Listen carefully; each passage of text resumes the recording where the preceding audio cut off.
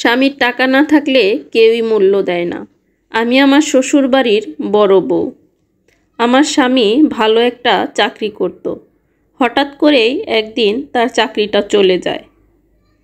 আগে আমার শাশুড়ি আমার স্বামীকে মাথায় তুলে রাখত, আর চাকরি চলে যাওয়ার পর থেকে উঠতে বসতে তাকে নানান ধরনের কথা শোনায়। ভালো কোনো খাবার রান্না করলেও দেয় না, আর আগে মাছের বড় পিসটা আমার স্বামীর জন্য উঠিয়ে রাখত। আমার স্বামী 12টা বছর তার ফ্যামিলিকে চালিয়েছে, ছোট ভাই বোনদেরকে পড়ালেখা করিয়েছে, সব সময় তাদের যা দরকার তাই এনে দিয়েছে। এই তো কিছুদিন আগেই তার এক বোনকে বিয়ে দিয়েছে। ব্যাংকে যত টাকা ছিল সব টাকা বোনের বিয়েতে খরচ করেছে।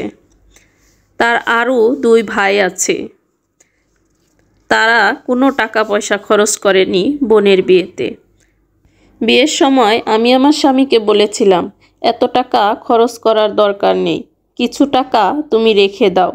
কিন্তু সে শুনেনি, বলল বোনকে তো আর বারবার দিব না, একবারই দিচ্ছি। আমার যা সাধ্য আছে আমি তাই খরচ করব। আমার অন্য 2 ভাই কিছু দিক বা না দিক, সেটা আমার দেখার বিষয় না। এখন আফসোস একটি, চাকরি নেই বলে কেউ একবার খোঁজও নেয় না। আগে যেই ননদ দিনের মধ্যে 2-3 বার ফোন দিত, এখন আর সে আমার কোনো খোঁজই নেয় না, তার ভাইরও কোনো খোঁজ নেয় না। এখন ননদের কাছে তার অন্য 2 ভাবি ভালো হয়ে গেছে, তাদের কাছে ঠিকই ফোন দিয়ে খোঁজ খবর নিচ্ছে। এখন ননদের কাছে আমার কোনো দাম নেই। আর তার যে 2 ভাই আছে তারা এখন উঠে পড়ে লেগেছে আমাদেরকে এই সংসার থেকে আলাদা করার জন্য। অথচ এই তো কয়েক বছর আগেই মেজোবাই যখন বিয়ে করেছে তার বউকে আমরাই বাড়িতে তুলেছি। আমার শ্বশুর শাশুড়ি তো দেখবেই না।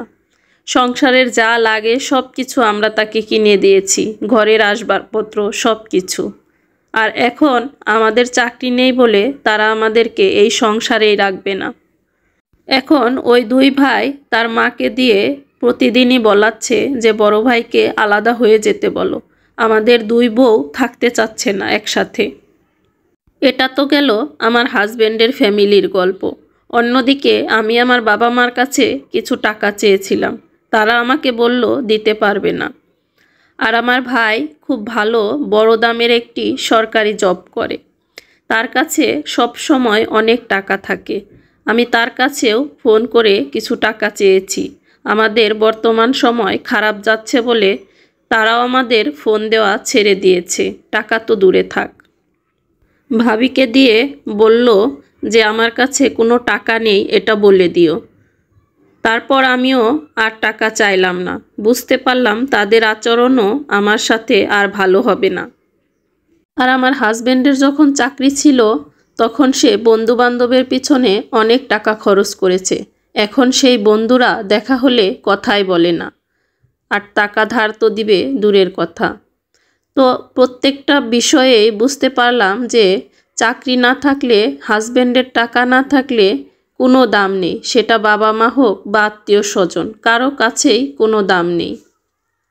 তো এখন আমার হাজবেন্ড বলতেছে সময় থাকতে তোমাকে যদি কিছু টাকা হাত খরচ দিয়ে রাখতাম তাহলে সেই টাকাটা আজ আমাদের বিপদের দিনে কাজে লাগতো।